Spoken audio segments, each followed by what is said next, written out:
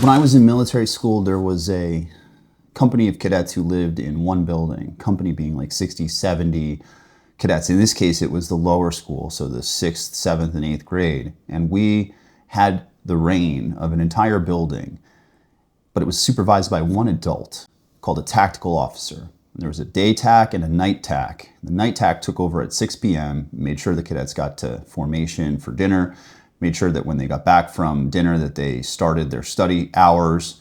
We had 2 hours of study hall every night. We were supposed to be at our desks with our books open. Then we also had an hour of free time, and he would oversee that. But by 2200 hours, 10 p.m., it was his job to make sure it was lights out. Taps meant that people were in their bunks asleep, not roaming the hallways, not talking, not playing music, in their beds. And as you can imagine, that was quite a task to make sure that 65 cadets were in their beds after lights out. He had help from the other cadets who were upperclassmen. They were called cadre. They were 9th, 10th, 11th, 12th graders, but they lived and were part of the lower school because in that company of cadets, that G company as it was called, they had to have squad leaders and platoon sergeants, platoon leaders, and company commanders and executive officers and so forth.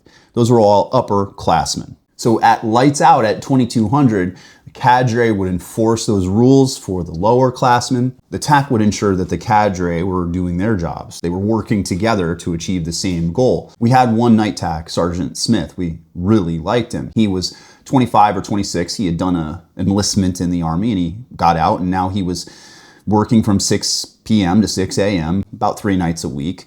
I was a member of the cadre by my second year. Sergeant Smith, as long as the cadre made sure the cadets were in their bunks and asleep, he would let us stay up late. He wouldn't make us go to bed. He would sometimes allow us to come down and hang out in his office and eat snacks and watch TV or movies.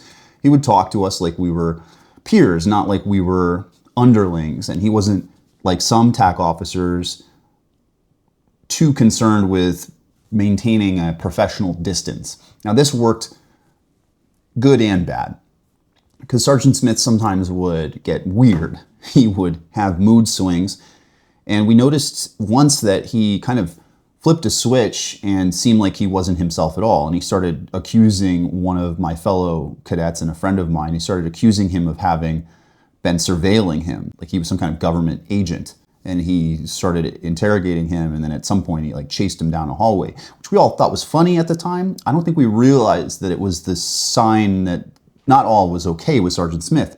But we loved the guy anyway because he was nice to us and let us stay up late. And who wouldn't appreciate that kind of leeway when there's so many rules and so much structure in this organization?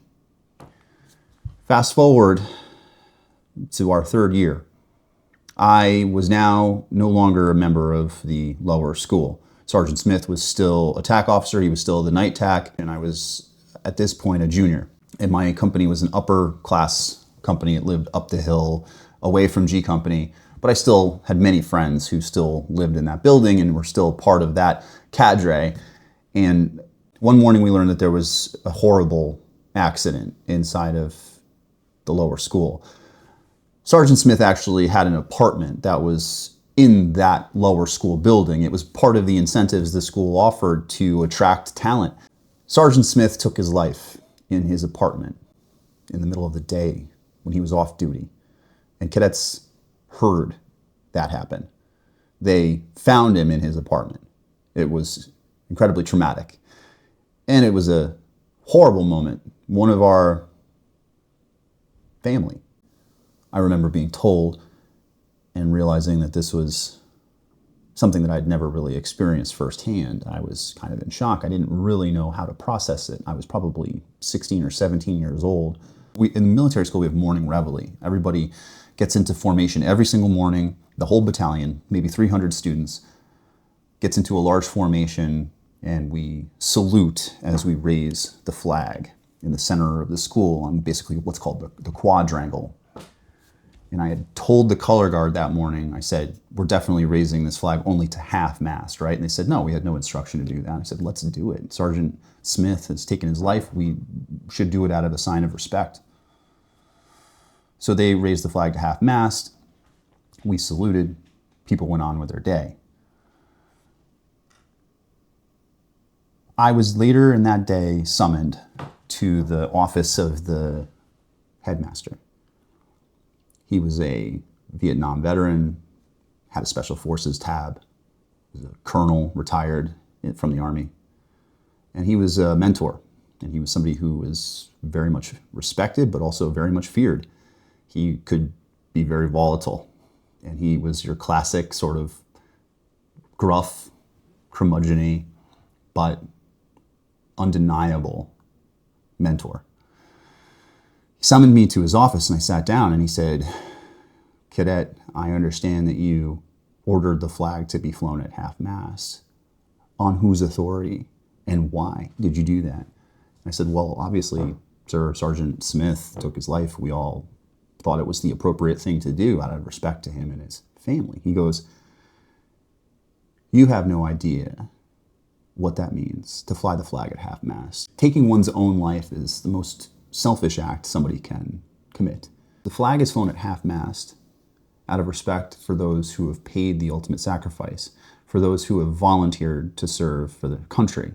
When you lower that flag to half-mast to honor somebody who took their own life, you're diminishing the sacrifice.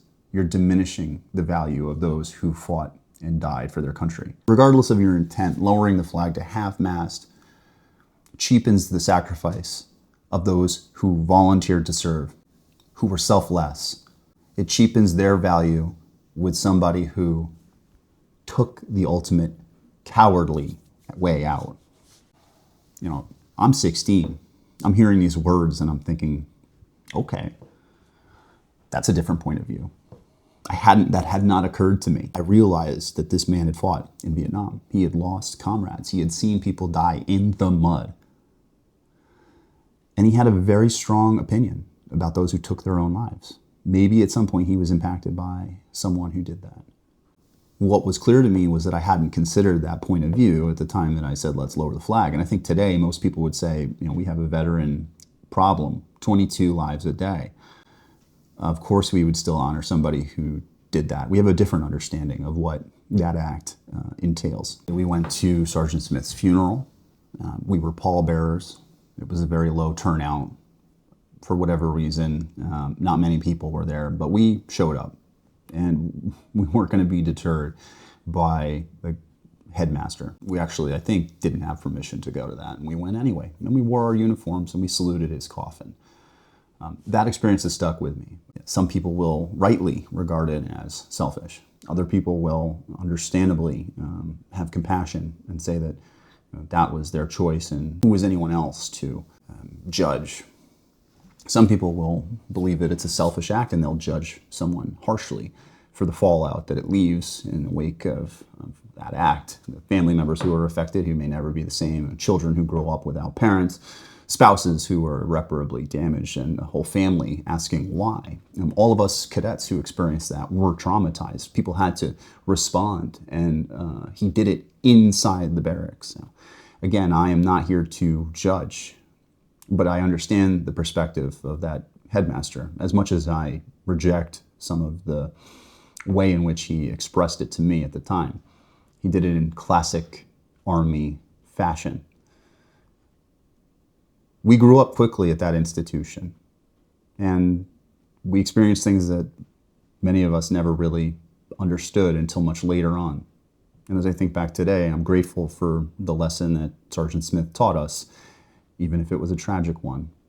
As we go through life, it reminds me that judgment can be useful, and how we express that judgment will leave a lasting impression on children for their entire lives. It's those moments that define us and make us who we are, and how we respond in those circumstances determines the content of our character. I appreciate the Commandant's character, and I appreciate Sergeant Smith.